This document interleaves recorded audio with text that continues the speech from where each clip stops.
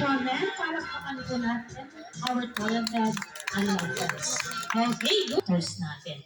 So, ito po si Spot, the crested serpent eagle. So, tinawag po silang spot dahil meron nga po silang spotted markings on their feathers. Okay, at ang isa naman po is the Philippine hawk eagle. Okay, and this raptor was rescued.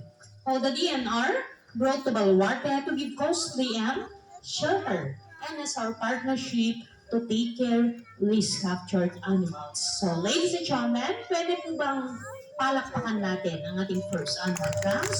Once again, Spot, the crested serpent eagle. So, ladies and gentlemen, let us welcome the green Amazon. Okay guys, ang pagkakakilanlan po sa mga Alexandrine parrot ay meron po silang ringneck. Okay, at ito naman pong si Yellow Crown Amazon. Kaya naman po sila tinawag na Yellow Crown Amazon dahil meron nga po silang yellow crown. So once again, our first batch of parrot friends. Okay, so tatawagin po natin ang susunod na batch ng mga parrots. Ladies and gentlemen, let us welcome the white parrots. Okay. At kung mapapansin po natin, ang dalawang parrots na yan is halos magkaparehas lang sila. Okay, so yung pagkakaiba nila. So pag sinabi po natin na umbrella kakatu, ang kulay nila is pure white. At pag sinabi naman po natin na surfer crested kakatu, sila naman po yung mga may yellow crest. So pansinin niyo po yung pagkakaiba ng dalawang parrots guys, and yellow crest. So once again, our second batch of parrot friends. Okay, so yung mga Macau parrots. Okay, what a beautiful parrot friends. So meron naman po tayong dalawang klase ng Macau parrots dito. So ang tawag po dyan is the blue gold Macau. Okay, at ang nasa kabila naman po is the green wing or the red wing Macau. Okay guys, may katanungan lang po ako. When we talk about parrots, kung parrots po yung pinag-uusapan natin. Okay, mukhang mangilan-ngilan lang yung interesado. Okay guys, now, let's play a game.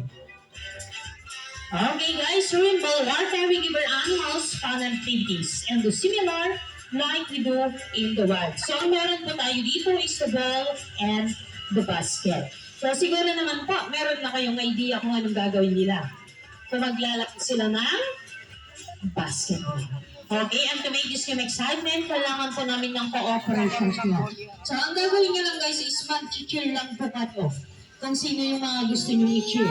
Okay, now for those who interested to cheer, yung kulay puti, ang isisigaw nyo lang is Masha. Okay, at kung gusto nyo naman po yung kulay blue, ang isisigaw nyo naman is Bridget. Again guys, Team Masha and Team Bridget. Okay, now are you ready? In 3, 2, 1, go! Okay naman guys, sisigaw natin yung mga cheer natin para sa mga napupusuan nating players, either si Bridget or si Masha. Okay guys, at magandang laban at nag-uunahan ng magkabilang panin. Okay, at sino ba yung mananalo sa ating basketball parrot fans? At ito na ang ating inaantay, and the winner is Masha. Okay, congratulations Masha, and better luck next time, Bridget. O diba guys, ang talino ng mga parrot friends natin. So ngayon naman po is, meron pa kayong pagkakataon. Ang gusto niyo naman po, si Alexandrine parrot, ang isisigaw niyo naman is Alex. Again guys, Team Alex and Team Mikey. Okay, in 3, 2, 1, go! Okay, come on guys, sisigaw natin ulit yung mga pangalan ng napupusuan nating players. Okay, at kanina naman po yung mapupunta ang unang bola para sa ating second round with basketball fans, and the first ball ay napunta kay Mikey. Okay, come on Alex, marami ka pang oras para humabot. Nakadalawang bola na guys, si Team Mikey. Okay, running to the third ball. Samantalang si Alex is wala na. Okay, that's an automatic, and the winner is Mikey. Okay, congratulations, Mikey, and better luck next time, Alex. Wala eh, ayaw gumalaw ni Alex, guys. Ayun, yung mga talented power friends natin. Ganon po sila, katalino.